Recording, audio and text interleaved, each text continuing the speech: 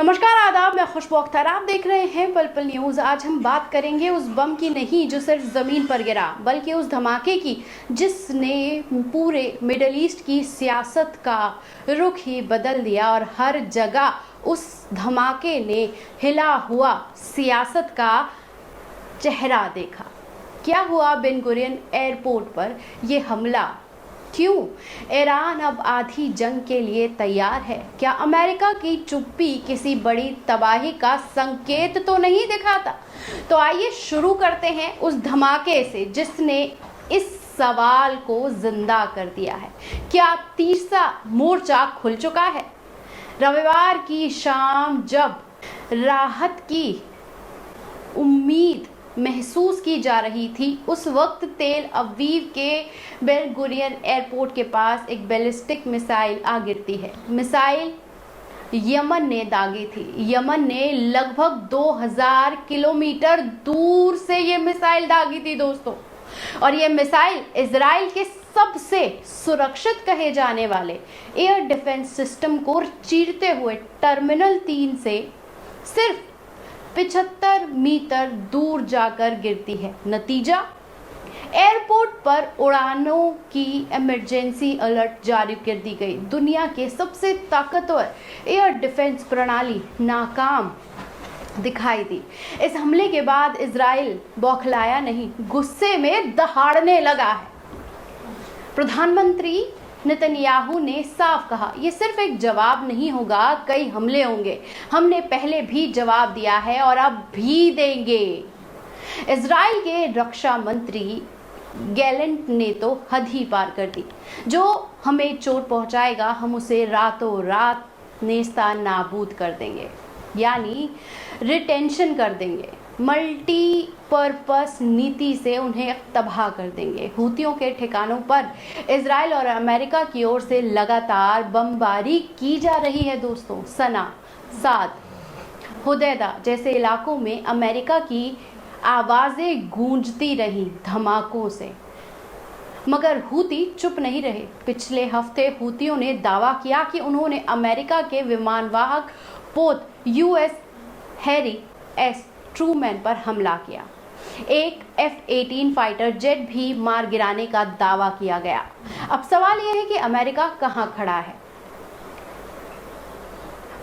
अमेरिकी प्रशासन फिलहाल इजराइल को समर्थन तो दे रहा है, लेकिन सीधे युद्ध में कूदने से बच रहा है। क्यों? क्योंकि उसे पता है अगर ईरान खुलकर मैदान में आ गया तो हालात बेकाबू हो जाएंगे दोस्तों। और यही हो भी रहा है और यही हुआ भी है। ईरान के रक्षा मंत्री अजीज नसरुल्लाह ने ऐलान किया है, हम किसी के खिलाफ नहीं हैं, लेकिन अगर अमेरिका और इजराइल ने जंग की शुरुआत की तो हम उनके हर ठिकाने, हर हित पर हमला करेंगे। और इसी बयान के बाद ईरान के कासिम बशीर नाम की नई बैलिस्टिक मिसाइल का सफल परीक्षण भी कर लिया गया। 1200 किलोमीटर रेंज वाली ठोस ईंधन, अमेरिका को चमका देने वाला डिजाइन। अगर हम पूरे घटनाक्रम को देखते हैं तो साफ तस्वीर हमारे सामने आ जाती है दोस्तों।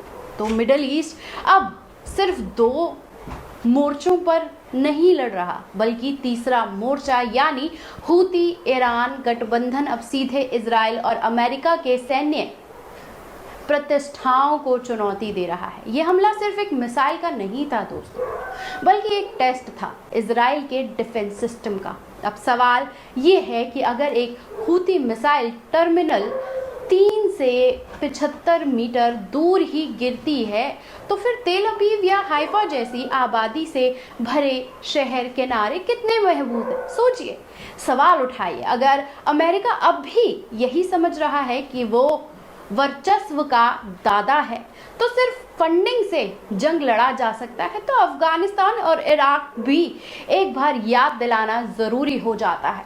अगर इजराइल समझ रहा है कि सब कुछ कंट्रोल में है, तो ये उसका सबसे बड़ा मुगालता हो सकता है दोस्तों, क्योंकि अब सामने गुट नहीं है, मोर्चा है।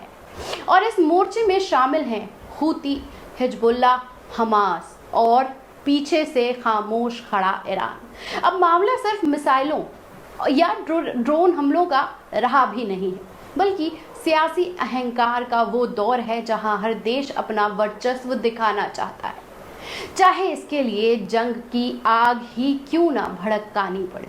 मगर इस आग में जलता कौन है? बच्चे, औरतें, बुजुर्गान आदमी। मैं खुशबू अख्तर, आप देख रहे थे पल पल न्यूज़।